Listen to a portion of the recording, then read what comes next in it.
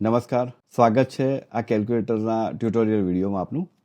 જેવો જ આપ QR કોડ સ્કેન કરીને અહીંયા આવ્યા છો તો તમને તરત જ તમારું નામ અને તમારો મોબાઈલ નંબર લખવાનું પૂછશે. તો હું અત્યારે મારો નંબર એડ કરી લઉં છું, નામ ને નંબર.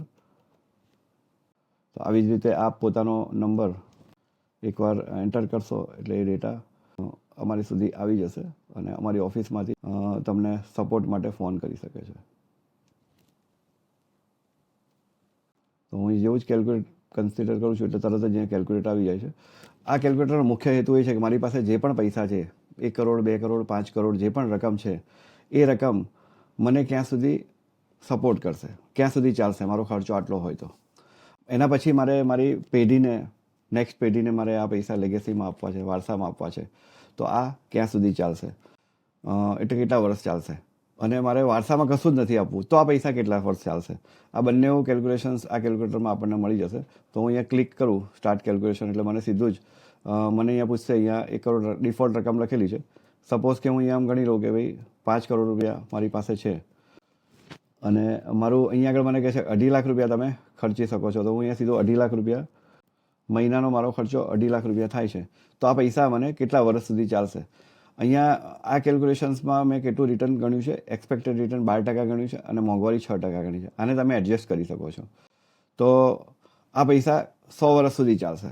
હવે સપોઝ કે એવું ગણું કે મારે 2,50,000ની જગ્યાએ મારે 2,75,000 મારે ખર્ચો છે, તો આ પૈસા કેટલા સુધી ચાલશે. તો અહીંયા નીચે તરત જ બતાવી જશે કે 31 વર્ષ સુધી આ પૈસા ચાલશે અને 31 વર્ષ પછી હું મારા વારસામાં પૈસા આપી શકું છું 16,70,69,972 રૂપિયા. અને હું મારા વારસામાં કોઈ પૈસા આપવા નથી માગતો તો આ પૈસા 44 વર્ષ સુધી ચાલશે. એના માટેનું આ સ્પેસિફિક કેલ્ક્યુલેટર છે. તો આ કેલ્ક્યુલેટરની અંદર મને બહુ ડિટેલમાં મારે જોઈતું હોય તો હું એનો PDF રિપોર્ટ ફ્રીમાં અહીંયા ડાઉનલોડ કરી શકું છું. તો અહીંયા હું PDF ડાઉનલોડ કરું છું.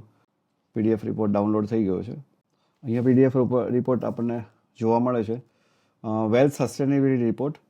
હું થોડુંક ઝૂમ કરીને તમને બતાવી રહ્યો છું કે ભાઈ 5 કરોડ આપણે પૈસા હતા અને એમાંથી કેટલો ખર્ચ વિથડ્રો થાય છે, એનું કેટલા વર્ષ ચાલશે, એનું કેટલા ટકા રિટર્ન છે, એ બી તમને જોવા મળી ગયું. અને અહીંયા આખું ડિટેલ 1 વર્ષથી લઈ અને બધું જ તમને ડિટેલમાં અહીંયા આખું જોવા મળી ગયું. 44 યર્સ સુધી આ પૈસા ચાલે છે એ આખો એનો રિપોર્ટ આપણને ડિટેલમાં જોવા મળી ગયો. અને મને આ સ્ક્રીન ઉપર પણ મારે જોવું હોય કે આખો મારો ગ્રાફ કેવી રીતે તૈયાર થાય છે.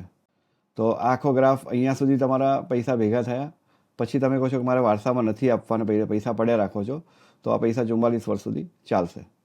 અને અહીંયા આગળ તમારું આ બેલેન્સ હતું 5 કરોડનું, એમાં તમને આ રીતે એનો ગ્રોથ થયો.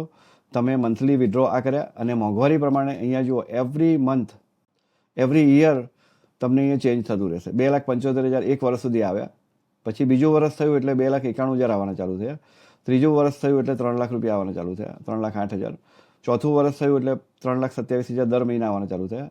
અને આવી રીતે અહીંયા ટોટલ તમારા વર્ષના કેટલા પૈસા થયા અને છેલ્લે ક્લોઝિંગ બેલેન્સ શું રહ્યું, તો આખું આ તમને ગ્રાફિકલી જોવા મળશે. તો આ ટ્યુટોરિયલમાં તમને મદદ મળી ગઈ હશે કે મારે આ કેલ્ક્યુલેશન્સ કેવી રીતે કરવું અને એનો બેનિફિટ મારે કેવી રીતે જોઈ શકવો.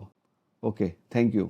આના વિશે તમને કંઈ પણ પ્રશ્ન હોય તો અહીંયા અમે નીચે અમારો મોબાઈલ નંબર અને ઈમેલ ID આપેલું છે કે જેના ઉપર તમે ક્લિક કરશો તો તમને એના ઉપર જ તમને ત્યાં લઈ જશે અને તમને ગાઈડ કરશે.